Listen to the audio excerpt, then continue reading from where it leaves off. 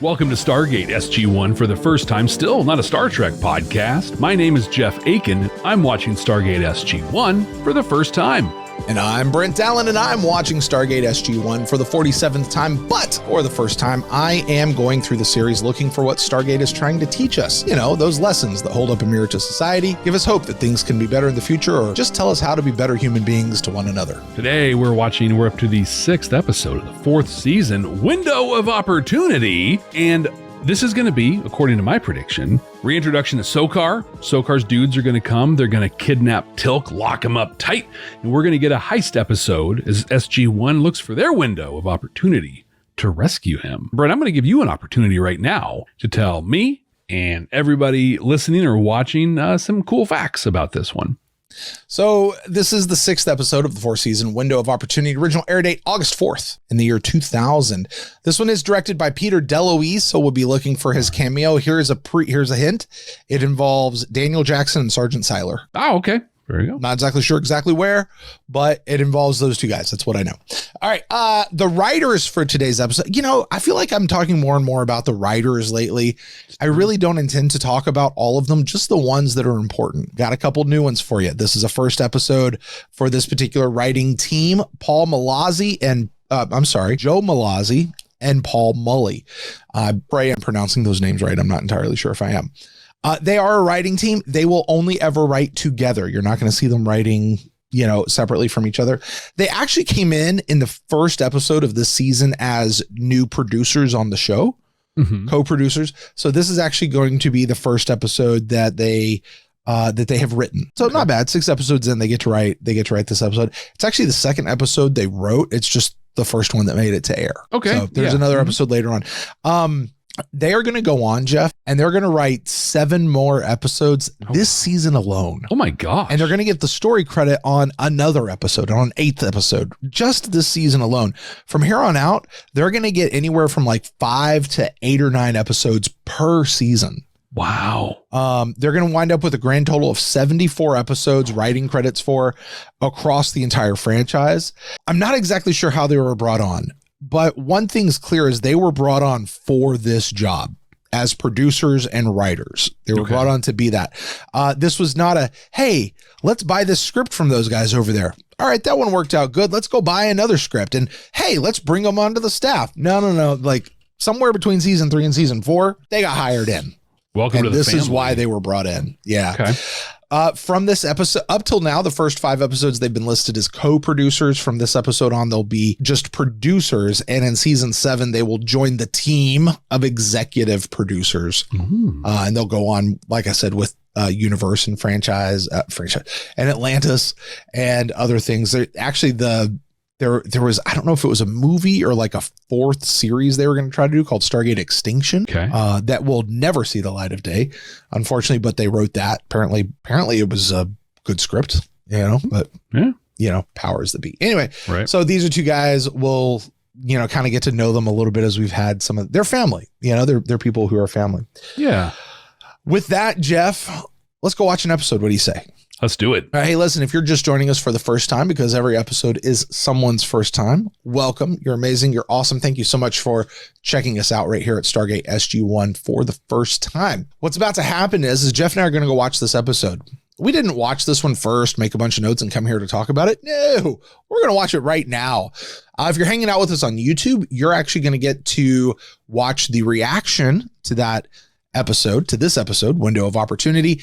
And if you want that full unedited reaction, just head over to our Patreon page at patreon.com/badnerd. And if you're listening on a podcasting app, we're about to join you in the future. I'm going to share my first time reaction. Brent's going to share the sci-fi messages that he finds in this one. So Brent, I feel like time is slipping away and our window of opportunity might be getting away from us. Maybe. And here we go. It's a Stargate to hell. Which would be Sokar. Or it's a Stargate to an old Star Trek, the original series set. I was going to say, it looks like a Planet Hell type set right now. Just that sort of like blank skyline. Is this supposed to be doing that? It's a coronal mass emission, like a giant solar flare. But it's safe, right? Well, that's what this equipment is designed to find out. But it's safe, right?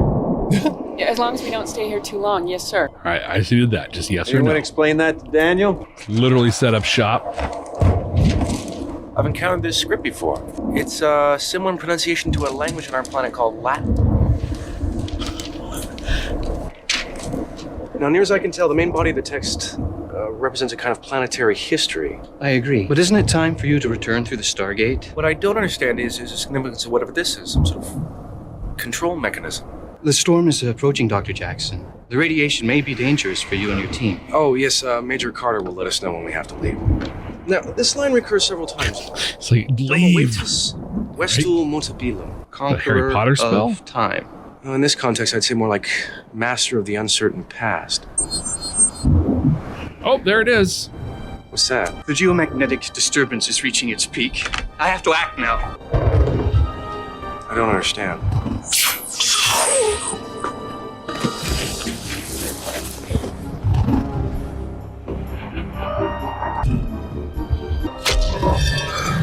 It's a pretty wild computer All set up, setup. sir. Good. Let's hit it. Daniel, let's go home. Hey, bro, Cephas, you see our guy? Yeah. Duck? Yeah, like. Incoming wormhole. What is that? I have no idea, sir. Are you doing this? Stay away! Daniel! What the hell are you doing? Stay back! I mean, the dude's credit, he tried to get Daniel to go. Like, right? Anyway, I'm sorry, but that just happens to be how I feel about it. What do you think? About? Colonel, something wrong? Yes. Maybe.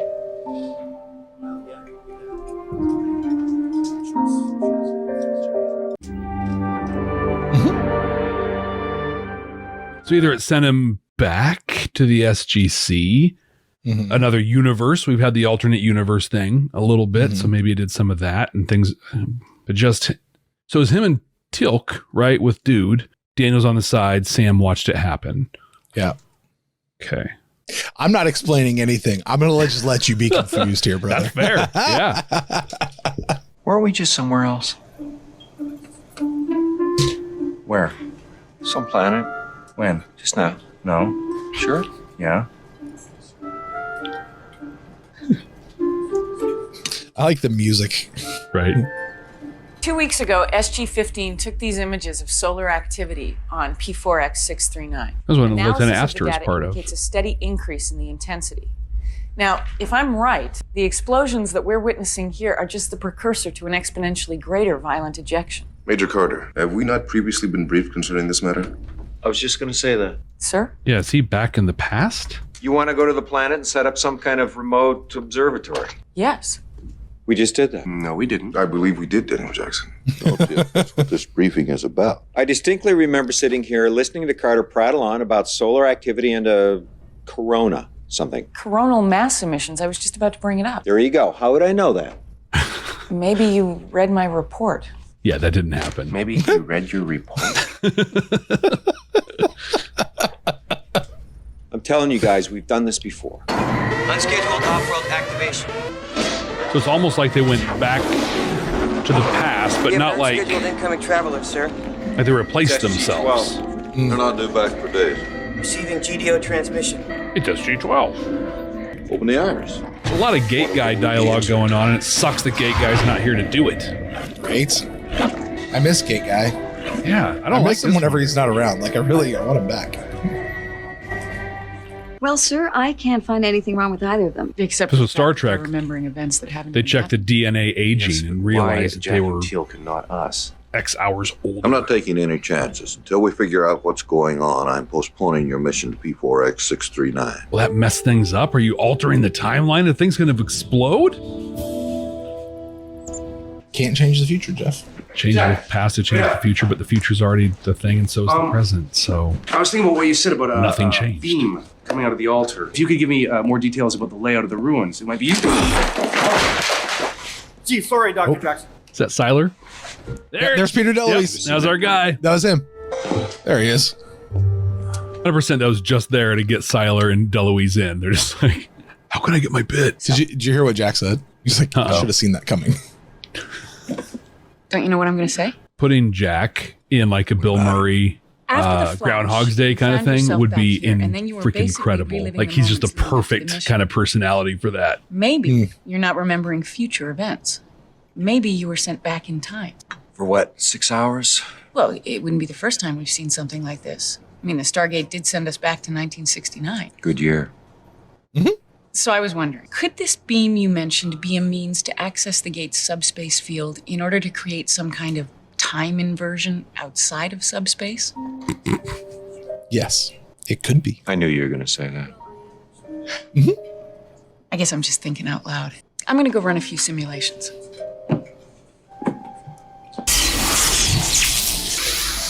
What is that? I wonder if this is the same time Never that would have happened. We have. Anyway, I'm sorry, but that just happens to be how I feel about it. What do you think? It is going to be a Groundhog's Day thing, isn't it? Oh, I'm down. I'm so down for Jack doing this. You said that, I about leaped out of my chair a second ago. Like, Bill Murray took his time, right, and fought. What's this going? No, Jack's going to go right into like, all right, opportunity for awesome. Here we go. Colonel O'Neill is correct. Events do appear to be repeating themselves. Tilk like immediately gives it validation and legitimacy. We haven't been to Perfect. P4X639. Yes, we have. No, we haven't. That's what you were going to say. Of course, that's what I was going to say. Okay, bad example. Colonel, I'm not quite sure what to make of this. If we've had this meeting before, sir... Why are teal'c and I the only ones who remember it? I know, that's what you said last time. And you'll all believe me when SG-12 comes through that gate in 4, 3, 2, 1.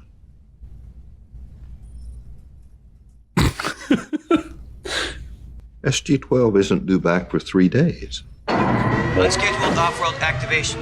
So close. We'll get it next time. Right? That's when you look down at your watch and you mark the exact time. Yep. If we delay any longer, it will be too late. Too late for what? To stop this day from happening again. You realize this is a little difficult for me to accept. Hey, if it was just me, I'd agree. But what about teal'c? Right? We got Come on, him is this here. the face of a crazy man? He should have smiled. He should have. Right? Bad example. What do you want? We want to go back to 639. You haven't been yet. Can't go back. Right? A geomagnetic storm is building up. We shouldn't But stay. it can't have much time. That's the machine right there. I wonder how it works. Subspace fields and time inversions. That's what you said. At least we know Jack pays attention. Yeah, Hello? that's really good. Whoa, easy, guys. It's the guy, the one who started all this. I don't understand. Whatever you did, I want you to undo it. I did nothing. Colonel, I don't think he knows what you're talking about. Perhaps he has no memory on you. Oh, he remembers. He's the one who was pushing all those buttons. Please. I'm an archaeologist. I've been Just a trying poor, to simple translate these alien archaeologist. symbols. I told the others who came before you. SG-15? Yes, but they didn't point weapons at me. I like them much I better. can show you my notes. I've been making periodic visits to this planet for quite some time now. My research is almost complete. What kind of archaeologist carries a weapon? I do. Fair. Bad example. Also, Indiana Jones. Mm-hmm. Oh, that's... What's this? If you must know, it's my wife. I'll be keeping this.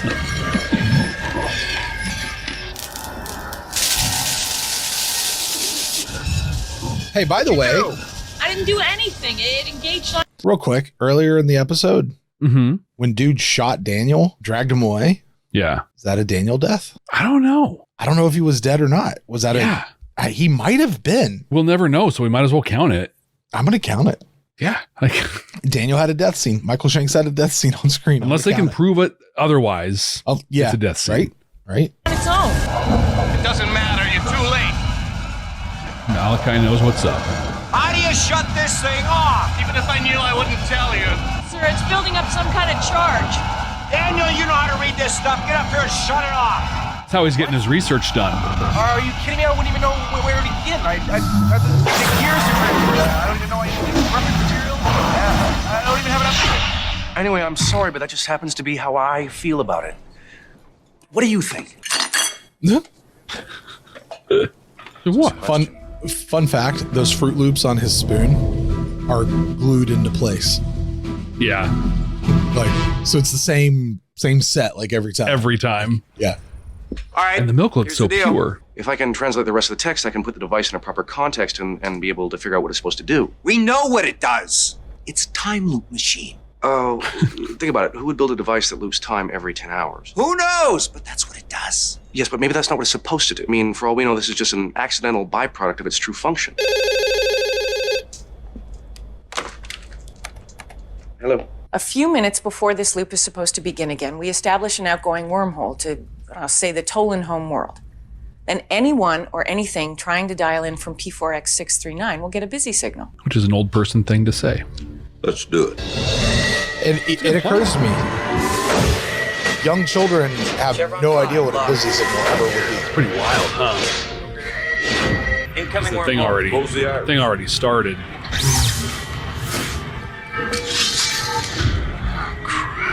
Maybe they got to open This it up doesn't make any sooner. sense. There's nothing wrong on our end. We should have been able to dial out.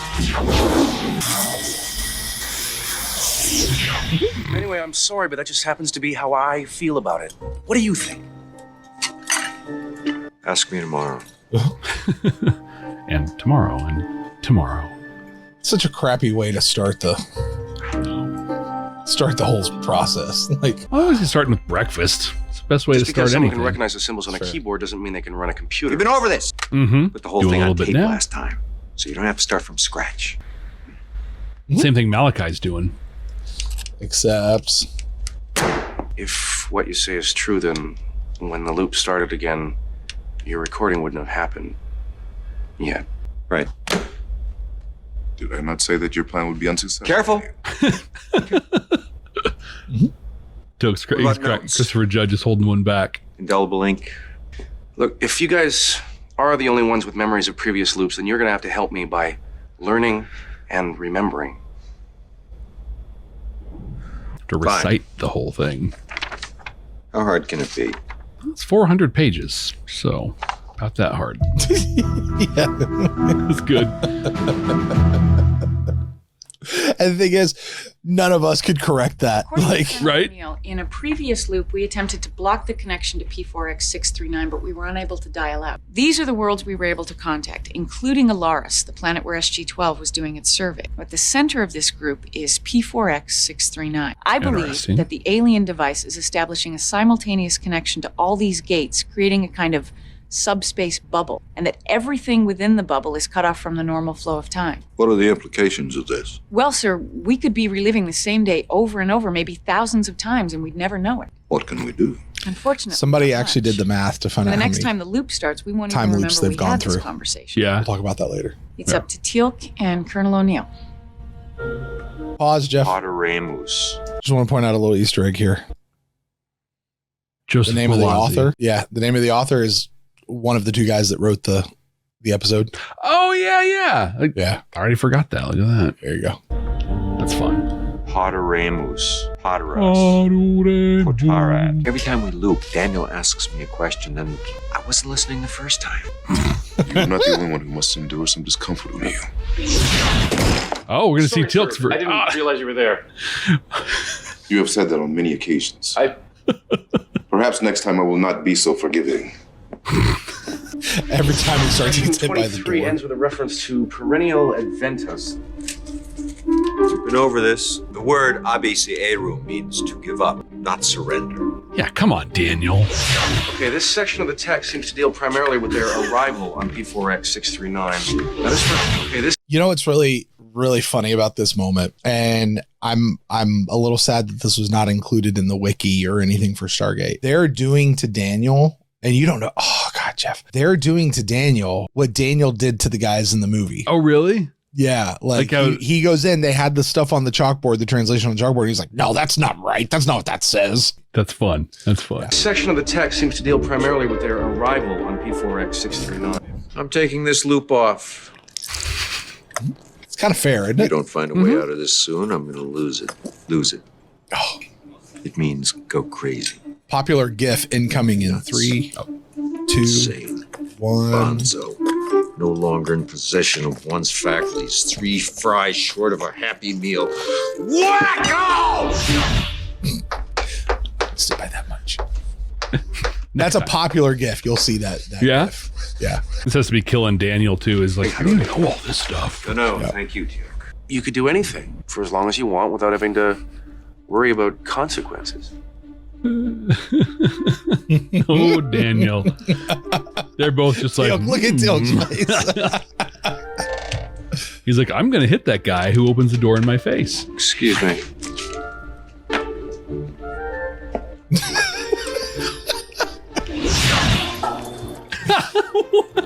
Why not? Just go throw some clay. Yeah.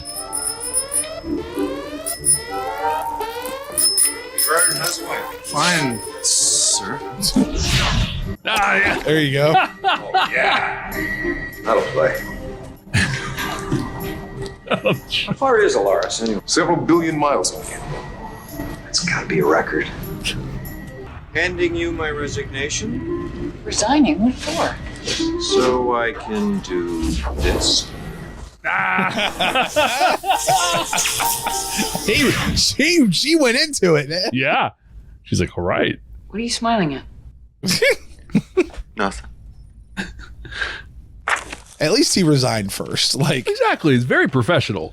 they followed their rules that Colonel O'Neill can never. What have you got for us, Dr. Jackson? With the help of teal'c and Jack, I've managed to complete the translation. As I originally suspected, P4X639 was once a colony of the ancients. Thrived there for thousands of years until they were struck with some sort of unspecified cataclysm, perhaps a disease, but we'll never really know for sure. They built the time machine. They were gonna go back and change their history to avoid their fate. Right, but it didn't work. So the loop can be broken. Which is why, incidentally, Sir. The loop can be broken.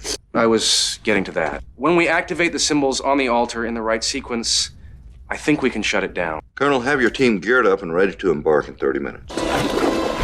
Is Malachi one of the ancients? Geomagnetic storm is building. It's the tropiest of all troper tropes. Lucky guess. Oh, It might be the one disappointing thing I have with this episode. I don't see anyone, sir. He's around here somewhere. It's because it's He like knows we're of on. course it's that. It's always that. Every time it's always that. Whoa. wow. I'm sorry, but you've come to break the time loop, and I'm afraid I can't let you do that. Damn, now we gotta go back and reset. It's like playing a video game. It's like, I gotta go back to the beginning. Get Are you away serious? from that thing. He's save scumming. I need more time. Once I've correctly deciphered the symbols on the altar, I will be able to master the time. Anoraks. Why? So you can be king of Groundhog Day? You think I would do this for personal power? She died 12 years ago. When I found this place and discovered its true purpose, I dedicated myself to unlocking its mysteries. So you could go back and save her.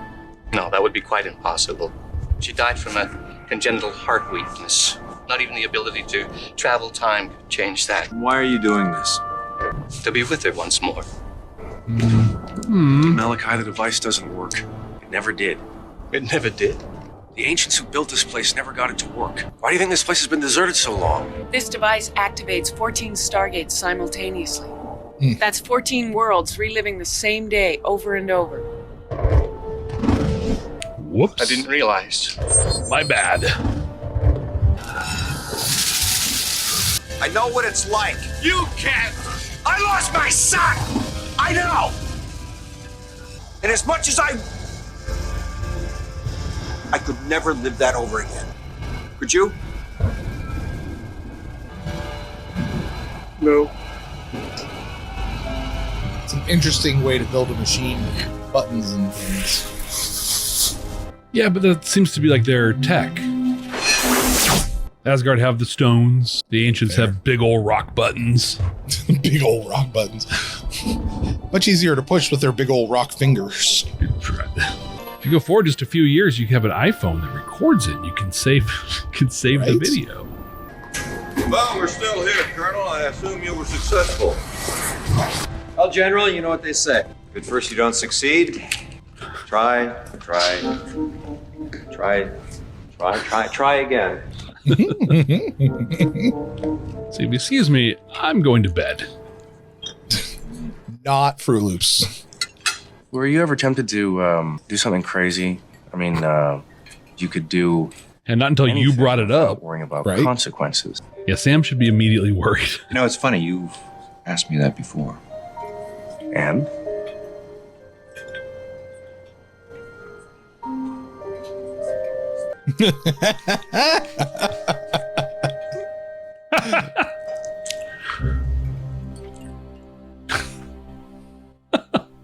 All right, Jeff, we have just finished watching Window of Opportunity. You for the first time, me for the 47th time. Jeff, talk to me about this episode. Now is your opportunity, my friend. The time has come. And once it's passed, it will never come again, probably. Take us through it, buddy. At one early on in this episode, Jack said, what did he say? It's like, I got to remember that, or, I should have seen that, or should have known that. And I was like, Jack's hilarious. I would love to see him in a Groundhog. Love to see him in a Groundhog's Day situation. And he got it. That's exactly, dude. When you said that in the middle of the episode, I about jumped out of my chair. I was like, no, he got it. I didn't think it was going to be that. I still thought it was going to be some you know, just displacement, whatever sort of a thing. But it was so much fun. But we talked about tropes, right? So when I made my prediction last week, I'm like, I want to reach into my bag of tropes. Yeah. And then as we're watching this, you're like, Malachi is the tropiest trope idea ever. Although I'm going to push back on that a little bit yes, disrupting all space and time for your spouse is totally a sci-fi trope thing. But the spin on it was he wasn't trying to save her. He just wanted to spend time with her. He wanted to go back in time to just be with her. He wanted to be in the time loop with her way back when. That's sweet, you know, and it wasn't because it was great. You can't save her. She's got this congenital heart disease. And so, yes, total trope, big time. Yeah. But it's a slightly different spin on it. But this one, unlike Groundhog's Day, had stakes to it, right? Like they got to figure some stuff out, get these things going on. They had to piece it together, much like an episode called Past Tense, right? Which is a beloved one, and they had to slowly leave little breadcrumbs and things like that through time. Or another one that's almost beat for beat the same, except for the wife piece is Magic to Make the Sanest Man Go Mad from the first season of Discovery. Stakes were ramped up quite a bit in that one, but I almost want to go back and watch that because I am very confident that was a direct homage to this episode. What about Cause and Effect from TNG? Yeah, same thing, right? That's actually what I was thinking when I said past tense, but still past tense also. Same thing. It's a good trope. Yeah, it works. This one, I'm not going to say it's the best of them. It might be the best of them. And if it is, 100% because of Jack O'Neill and teal'c. Yes. The perfect two characters for this. Yep. Absolutely. So good. I even made a note at one point. I'm like, the fact that teal'c is here gives Jack immediate legitimacy. If it was just Jack, they'd be like, all right, dude, haha, funny. But teal'c makes it work. And his comedy was awesome, getting, slapped in the face as soon as he showed up every time. And there was one point, when the scene when they were learning how to juggle over and over again, there was a couple times where you could tell Chris Judge was really holding back some laughter. I bet this one has a lot of bloopers on it. It'd be fun to watch. This is the first time in a long time we've heard the Ancients brought up. Is it? It is. It's been quite a while since they've come up. Yeah, that's probably true. So that's don't want to forget about them. You remember who they were? They're the ones who made the Stargates. Yeah. The first of the 4 races. I don't know that they were the first. Were they the first? They were one of the 4 races. They were definitely one of the 4. They made the Stargate. Do you remember what else they made? You remember where else we really saw them? If you remember the 5th race, that's the one where Jack had the thing grab his head and download all that stuff into his brain make it. That was the Ancients. That's their technology. So when Daniel says in this episode, for a short time, I got to actually hear what the language sounded like. He's referencing that episode where Jack was speaking in the language of the Ancients. And it was it's pretty much like Latin. Close. Yeah. I have a question for you. You alluded to it during the episode, but you said that someone figured out how many times. So we know that they were gone for they went through at least 3 months over and over again because the Tok'ra were trying to reach them. But you said somebody figured out how many loops they had to have gone through. Yeah. Yeah. The number is at least 216. Wow. Now that number could be way higher. We don't know. Because Sam says, who knows how long they were trying to contact us, or who knows how long it was before they even started trying to contact us. Oh, so based on the 3 months and 10-hour time space. Yeah, at least 216 loops, which honestly, to learn an ancient dead language, quite literally, 3 months is not that bad. Right. That's really good. I need a little supercharge on my Duolingo. Make that work. Right. Give me the points, man. Come on, little alley dude. This was a lot of fun. Yeah. Awesome. Ha, great stuff. But this was a powerful episode as well. It did 2 really awesome things. One was kind of in passing and is what we ended the episode on. But it was like, hey, remember, I care about Sam more than I'm supposed to. And now there's no consequences because of all the people who reminded me of that. Daniel, hey, you can totally do whatever you want, guys. Yeah. I would have expected Jack to figure that out on his own. Like, that's totally an O'Neill move to be like, well, what if I do this? And that was so fun, playing golf, riding their bike. I have to tell you, whenever I think of this episode, that montage of where they're just going nuts takes up, is it 3 minutes of screen time of the whole episode, Jeff? In my head, that's the entire episode. Totally. You know, fun fact, the reason why so much of that actually exists is because the episode was running short on time and they had to just go pad time. So they went and did all those little fun scenes. And a lot of it too, like while they were making this episode, because the crew didn't have to set up and tear down and set up and reset lights and redo everything. They could just keep going. They moved through all their shot lists and everything like super fast this particular week that they were filming this episode. All kinds of time to like find clothes for golfing, make custom book covers and stuff. Like we had time to spare. Yeah, absolutely. But in fact, going back to my Magic to Make the Sanest Man Go Mad comparison, they had the montage of Harry Mudd just blasting Lorca over and over and over again. I wonder if that was like their dark version of this really fun kind of montage piece. But in that, he at least kissed Sam. Yeah. At least. We don't know if there was more that happened. I hope not. Also, maybe it's fine if he did, because it's not like she wasn't consenting. She was totally had her faculties. She was absolutely consenting. Yeah. Well, that's the thing. Like when she turned around, she went into the dip and she wrapped her arms around him and everything. Like, she was in. She was all about it. And so it was just kind of cool. Like for just last week, talking about how I like how they're not just making this thing happen and forcing it, but this totally makes sense. Look, and he resigned before he did it. He followed all the rules. So that was a really cool, like in the story of Stargate, a cool thing.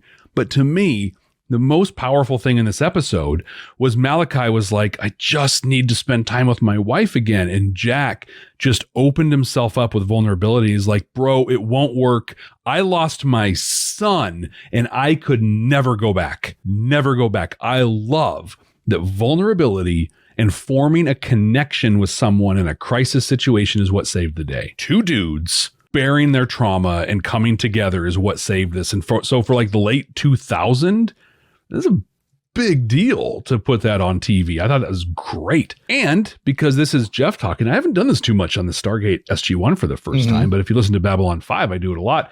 But I've got a Rush moment. Do you? I do. Wow.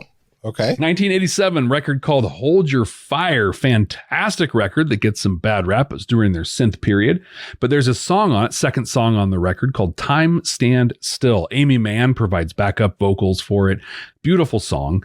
And it has these lines about freeze this moment a little bit longer, and just experiencing things to the extreme. The experience slips away.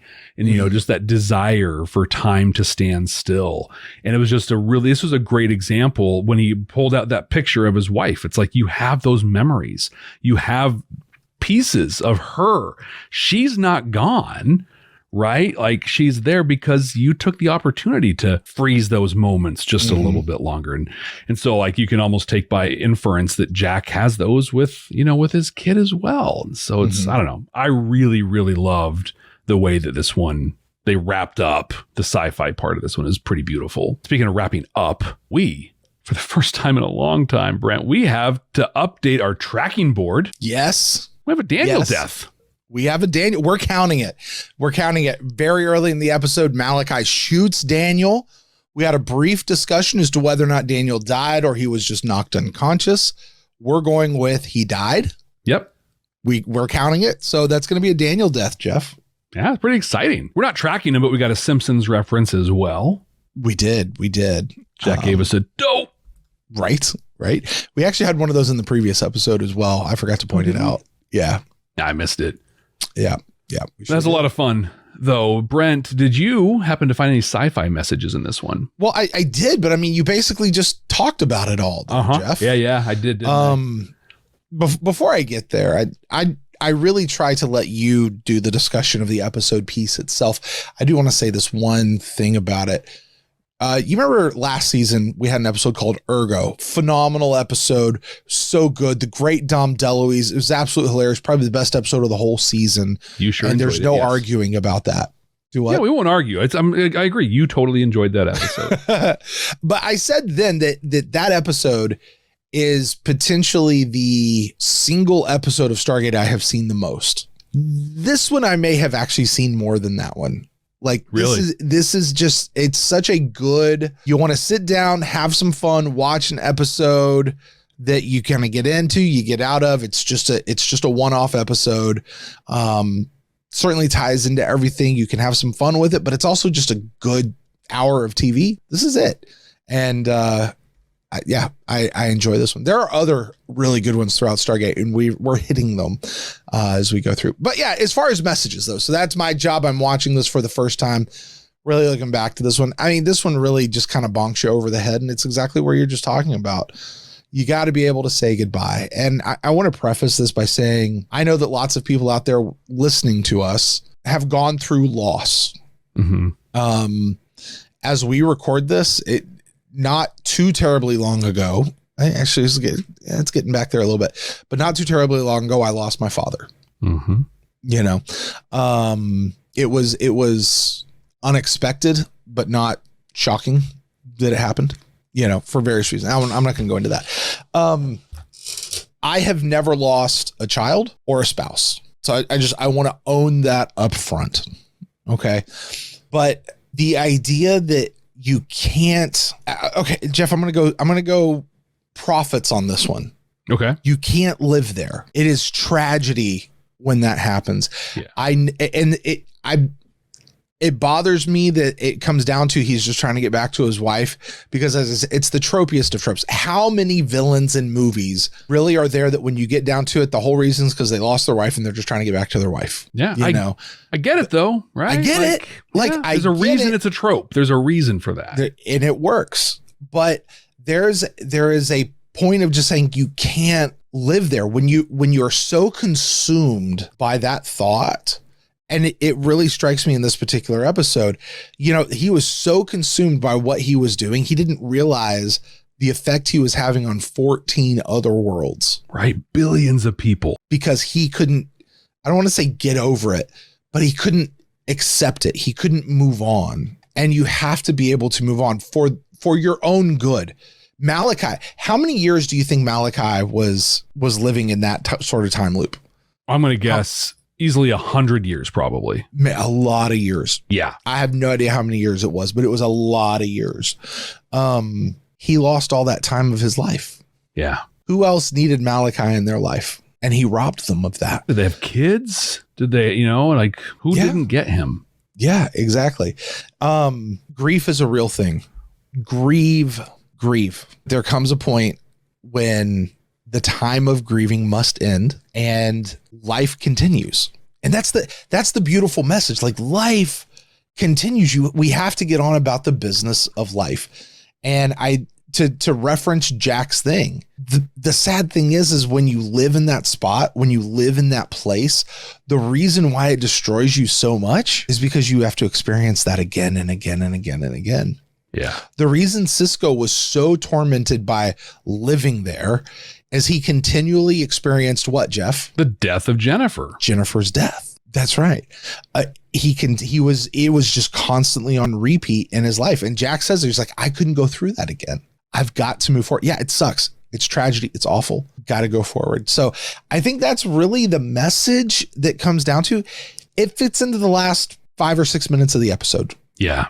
Because up until that, it's a, whoa, what's going on? Okay. Fun little time romp to go back, a few little things. And then we just got nutty crazy there for a few minutes. And then, hey, we come out with this nice little ending, the tropes thing that pulls it. I mean, frankly, it pulled it all back to reality, gave it a reason for existing. Smalled the stakes back down. You mentioned the stakes got really big, but it smalled them back down to, hey, we just got to solve this. This guy's not an evil guy. I'll give you the other Star Trek thing, because this is still not a Star Trek podcast, Jeff. Not at all. Not even a little bit. But here's the other Star Trek thing. Hey, how did they eventually resolve their issues? They tried pointing guns. Didn't work. They tried getting in his face. They tried yelling at him. It wasn't until Jack found a point of commonality. Exactly. He talked to the guy, and that's the thing that Star Trek espouses so often is it's not with guns that we solve our problems. It's building relationships, building connection, talking, finding that place that you can do it. And once they did that, Malachi, he shut it off quick. Yeah. I love that too, because it wasn't, hey, let's sit down, find a desk, take some time and talk. No, they were yelling. It was crisis. It was this, but Jack knew the thing to put out there as a connection, and it just worked. Yeah. Yeah. So all of that said, Jeff, as far as how to rate this episode, I don't know. I mean, was it the thrust of the episode? No. Was it there? Yeah. Let's go. Let's say out of 7 chevrons, I'm going to rate this one. Let's say 3 chevrons, 3 or 4 chevrons. I feel like most of my ratings are like, yeah, it's kind of in that range ish. Yeah, whatever. My ratings are so subjective. Hey, folks out there, if you've got your own rating, I'd love to hear it. Totally. Email us. Go to our webpage. That webpage is buynerds.com. BYE nerds. There you go. So go over there, hit up the contact form. Let us know. You could do that with every episode, or drop a comment down below. Mm-hmm. Let us know what your rating is for this particular episode. Mine's kind of Now, where my rating is really subjective and just kind of about there. Before you go there. Your discussion of the message was so, I loved it. It was great. And I just have to go back. I have to tell you all the lyrics of the Rush song, Time Stands Still, because it just takes everything you said and wraps it up beautifully. I'm going to swap the verses, but he says, it's written by Neil Peart, right? So he says, freeze this moment a little bit longer, make each sensation a little bit stronger. And then he says, I'm not looking back, but I want to look around me now to see more of the people and the places that surround me now, right? Life goes on, but you don't lose that stuff that's behind you. Yeah, beautiful, it's phenomenal. Beautiful, that's so good, because I feel like I might have just missed that in what I was saying. Of moving on does not mean forgetting.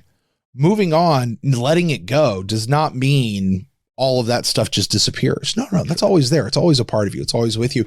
Also, I just want to say for the audio folks out there, you guys may think that Jeff looked those lyrics up and that he read them, and maybe he had to read them a few times and we edited it in so it sounded nice and slick. I'm here to tell you, Jeff pulled those lyrics straight off the top of his head, didn't even pause, didn't even flinch, quoted them word for word, perfect as he went through. Didn't even give like what was that next line? Nothing. He just rolled through that song, man. I have probably listened to that song as long as both Jack and Teal'c were in that time loop. I probably have that many hours on it. There you go. Well, with that, Jeff, like I said, I do this sort of rating thing. You, however, my friend, give a much more scientifically accurate, precise, exact ranking. Yes, my friend, that's right. It is time for our 100% completely accurate and immutable ranking of Season 4, Stargate SG1. Jeff, you're the one who gets to slot it all in. Finally, we've come to a spot where something is going to get pushed out of the top 5. And I'm saying something's getting pushed out, not this one's just getting slotted in. And if it is, I'm going to reach through the screen and slap you. We'll see. Our current top 5 as it sits right now. Number 1 is Small Victories. Number 2 is Upgrades. 3 is Crossroads. 4 is The Other Side. And 5 is Divide and Conquer.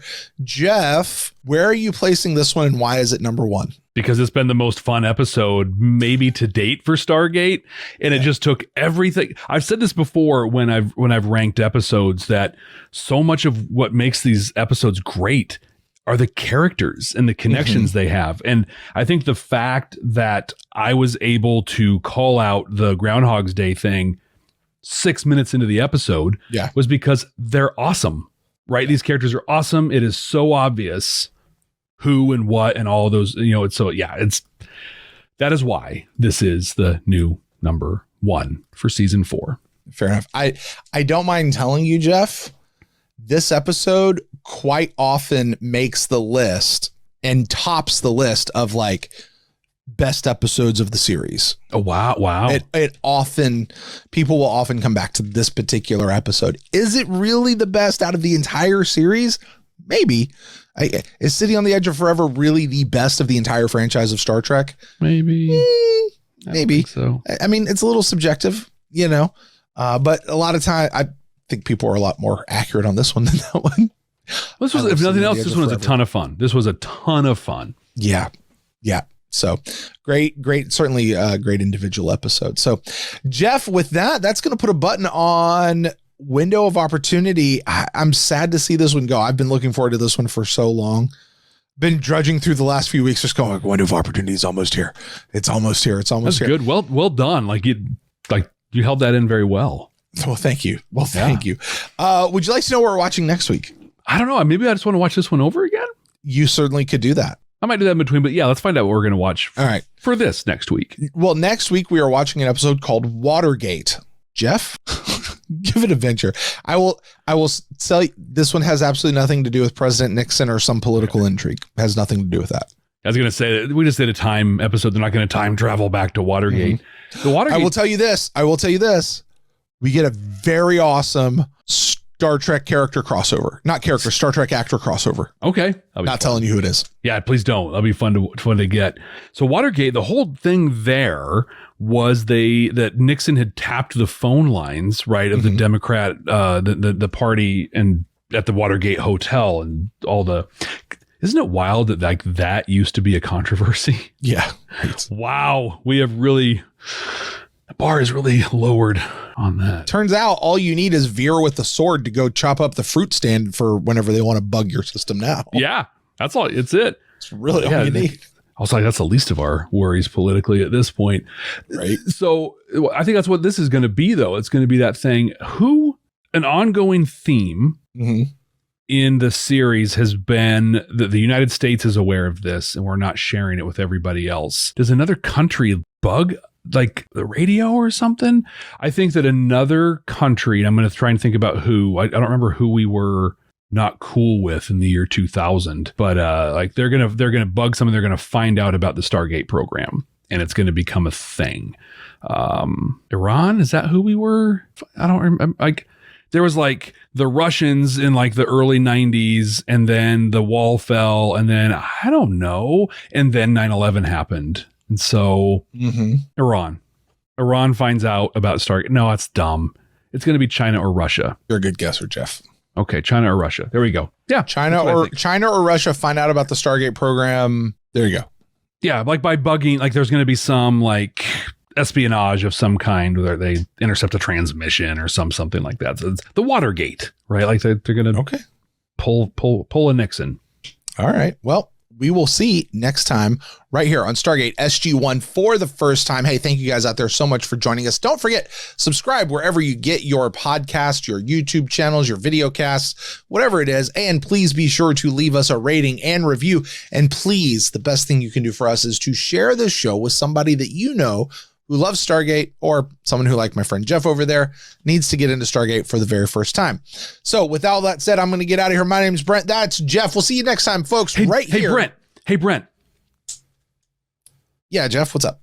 I have a really, really cool idea for next week's episode. Oh, yeah? What is it? Hey, Brent. Yeah, Jeff, what's up? I have a really cool idea for next week's episode. Oh, yeah? Hey, Brent. Yeah, Jeff. I have a really cool idea for next week's episode. Oh, yeah? Hey, Brent. Yeah, Jeff.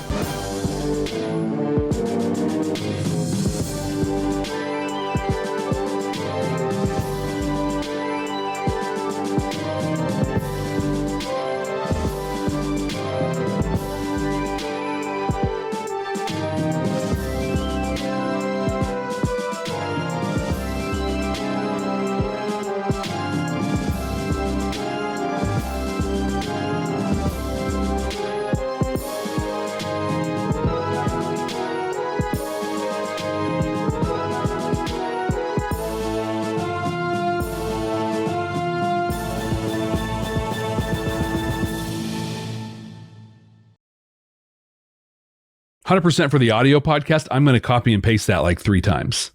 Oh, you better do it more than that. Do you remember the episode? Yes, I do. Yeah. Yes, I do. I know exactly what you're talking about. Yep. People out there are like, what? What are you talking about? It was, what episode was it? It was a Babylon 5 episode. Well, we did the purple green for a really long time. We did that one. Purple green. We did that one for a really long time. There was another one that we did. It was the one when we realized there was more than one Zathras. That Zathras was Zathras, but Zathras isn't there Zathras. You go. Yeah. Can't believe I can't remember which one it was. It was the episode about Zathras. Yeah. They all are really, though. Ultimately, it's true. Yeah. That was fun. Yeah, the audio one, I let that go for like an extra 30, 45 seconds, something like that. It's Zathras, not Zathras, but Zathras. Right. It's good right. times. It was one of those, was like, I couldn't hold, I remember doing it and like, I couldn't hold it in. Like I went maybe a minute. Yeah. I was like, it went a long time. I was about done. I was like, oh my God. Yeah. Yeah. I'm going to make this uncomfortable for the audio listeners. Like I'm just going to keep that going. Listen, YouTube. Be glad you're on YouTube. Well, I would say that, yeah, like I might get creative when I put this, the raw one together on this and just. That could be fun. I'll be interested to see what you do. Yeah, I probably won't. It's so much extra work. I don't know. Maybe I will have done something for the video channel. Mm-hmm. Just so many things could happen between now and then. What would happen if like we got to a certain spot and I edited the show where it goes back to the beginning of the show? Man, like so good. Back in 2001. Yeah. Summer of 2001, the first of the new Planet of the Apes movies came out. If you remember. Is it that long ago? Yeah. Yeah. Andy, wait, 2001? Mm-hmm. No. Yep. I was. Because that was Andy Serkis doing the motion capture. He would have been still doing Gollum at that point. I'm going to look it up because I was running the downtown theater. Yeah. In of the Apes. So, yep, 2001. Huh. So I remember it was summer, right? Because that was like, it was the thing. But so back in the olden days, let me put on my old guy hat for a minute. Movies were put on this thing called film. And you got these reels of film that you had to splice together. Each reel's about 20 minutes. And so, so many that 5 reels, 7 reels, more, whatever. Yeah. So on Thursdays, we get the new movies, projectionists or somebody would splice them all together. And then that evening, you get to watch all the new movies that are coming out and make sure all the cuts were good and everything's working. And so when people show up on Friday morning, it's awesome. That can be really cool when you have a movie like Planet of the Apes or the new, like when back then the Harry Potter movies were coming out, and so it's like, oh, we could watch this before anybody else does. Also, you had things like Jennifer Lopez's Angel Eyes and other movies that you had to watch. And, so good with the bad. But it was such a long night. And we got 3 prints of Planet of the Apes. And I was watching one of them. And I fell asleep while I was screening it. And I just kind of filled out the thing like it was good. Our projectionist, Duncan, had built the prints. He's a pro. He was really good. Next day, first showing, people come out like hour into it and they're like, it's totally out of order. I don't know what's going on. And I was like, no, that's just how the movie is. Like, it's really artistic in what they're doing. They're like, no, he was on the planet. We just watched him crash on the planet. Like, it doesn't work. I'm like, nah. Duncan thought he was going to be hilarious. and swapped like the third and fourth reels, knowing I'd catch it. Ha ha ha! I'd go up and fix it. Yeah, I fell asleep, and that wasn't good. I almost got fired that day. That was that was rough. You would have deserved it. Totally, no question. Yeah. Yeah. All right. Well, with that, the window of opportunity here for Club 65 has closed. And unfortunately, we've closed the loop. So it's not going to go back again. It's not that they know of. I mean, it's still. Yeah. Still. I was going to say, most people don't know if they're stuck in the loop or not. Exactly. I mean, how many times have you watched this? A lot. Yeah. You should watch it some more. A lot. Drive those numbers up. I was thinking about it. I was definitely thinking about it. All right, guys, we're going to get out of here. Thank you guys so much for joining us. Drop a 65 down in the comments below. Let us know that you were here. Talk to you guys later. See ya.